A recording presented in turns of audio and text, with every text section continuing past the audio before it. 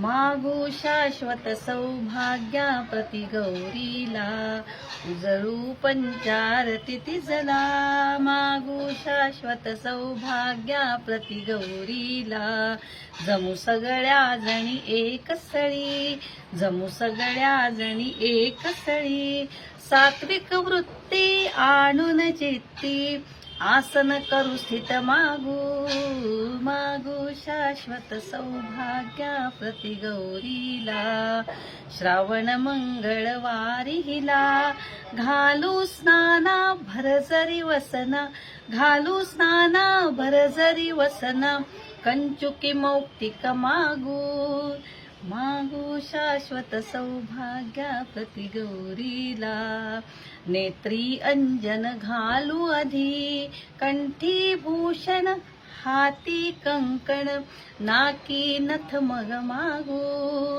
मागू शाश्वत पंचामृतीचे पूजन करू कुंकुम अबिरा शेंदूर बुक्का वाहू अक्षत मागू मागू शाश्वत सौभाग्य षोडश परिची पत्री अणू षोडश परिची पत्री अणू खाजा करंजा जिलब्या ताजा खाजा करंजा जिलब्या ताजा नैवेद्या प्रति मागू जन्मांतरीचे दुःख हरी जन्मांतरीचे दुःख हरी जाऊ शरण दृढ धरू चरण जाऊ शरण दृढ धरी चरण कृष्णे समवित मागू मागू शाश्वत सौभाग्या प्रति गौरीला उजळू पंचारती तिजला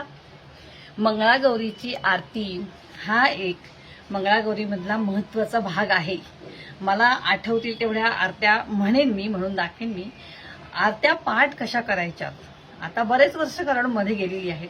आरती ही जी आहे हिचा एक क्रम आहे ना, कडवी जशी आहेत आणि मुळात लिहिल्या आहेत पूर्वीच्या बायकांनी, त्यांना एकदा मी खरंच नमस्कार करते की खरोखर कसं काय त्यांनी एवढं सुंदर लिहिलेलं आहे.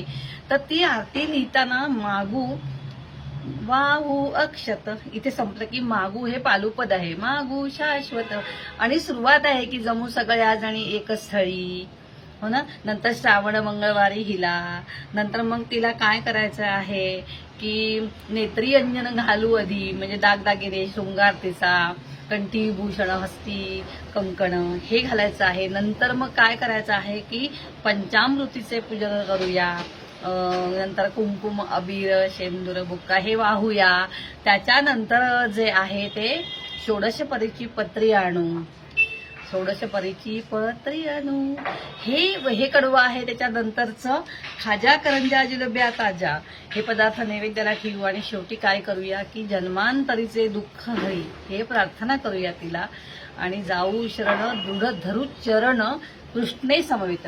ह्या आरतीची लेखिका बहुतेक रचनाकार त्यावेळची कोणीतरी कृष्णा नावाची ताई असेल, आई असेल, काकू असेल, मावशी असतील, आजी असतील, पणजी असतील, तर त्यांनी ही आरती लिहिलेली आहे. किती छान आहे ना. अशा खूप साऱ्या आरत्या मला येतात, जेवढ्या मला शक्य